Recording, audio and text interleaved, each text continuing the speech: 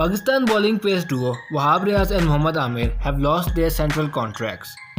The fast bowlers announced their retirement from Test cricket back in summers of 2019. Since then, they have been heavily criticized, especially Mohammad Amir, because the PCB and the fans supported him in difficult times, and when the team needed him, he retired. I think the retirement of Amir and Wahab from Test cricket proved beneficial for Pakistan, as they found two young fast bowlers, Shaheen Shah Afridi and Naseem Shah, who can serve Pakistan for a long time. So is this the end of Wahab Riaz and Mohammad Amir's career? The answer is no. I think Pakistan will need Mohammad Amir in the T20 World Cup this year if it happens.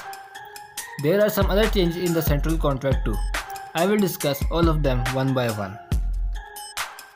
Azhar Ali, Pakistan's Test captain, has been promoted to Category A, and I don't see a problem here. The only alarming thing is that he has not been scoring runs lately.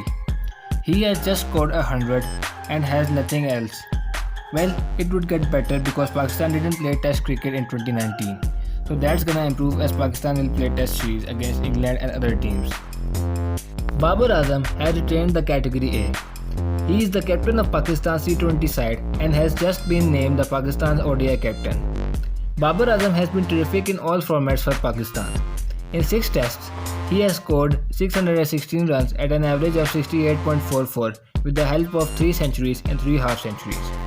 In ODIs, Babar totaled 1092 runs at an average of 60.66 with a strike rate of 93.30 with 3 centuries and 6 half centuries. He scored 374 runs in 10 T20 internationals with a strike rate of 136.99, and he is the only player to be featured in top 5 in player rankings across all 3 formats. Shaheen Shah Afridi has been promoted to Category A. He has been terrific with both the white ball and the red ball, and he has become a leader of Pakistan's pace attack. Abid Ali and Shan Masood have been promoted to Category B. Abid Ali scored 321 runs in Tests with an impressive average of 107.00 with the help of 2 consecutive centuries in his first 2 matches. Shan Masood scored 396 runs in 5 Tests with the help of 1 ton. Both the players joined Asad Shafiq, Harith Sohail, Shadab Khan and the demoted Yasir Shah in Category B. Yasir Shah has been in the worst form of his life, taking just 10 wickets in 5 games at an average of 75. The wicketkeeper batsman Mohammad Rizwan has been promoted to Category B. He scored 210 runs in 5 tests. I think Rizwan will serve Pakistan for a long time in ODIs and tests. Former Pakistan captain Sarfraz Ahmed has been demoted to Category B. He was removed from captaincy from all formats of the game and was dropped immediately. Since then, Sarfraz has showed some good fitness and has also scored some runs in PSL, but it seems as he is not in the future plans of PCB. There have been 2 new players in the central contract. Iftikhar Ahmed and Naseem Shah joined Fakhar Zaman, Imad Wasim, Usman Shinwari and the demoted Imamul Haq.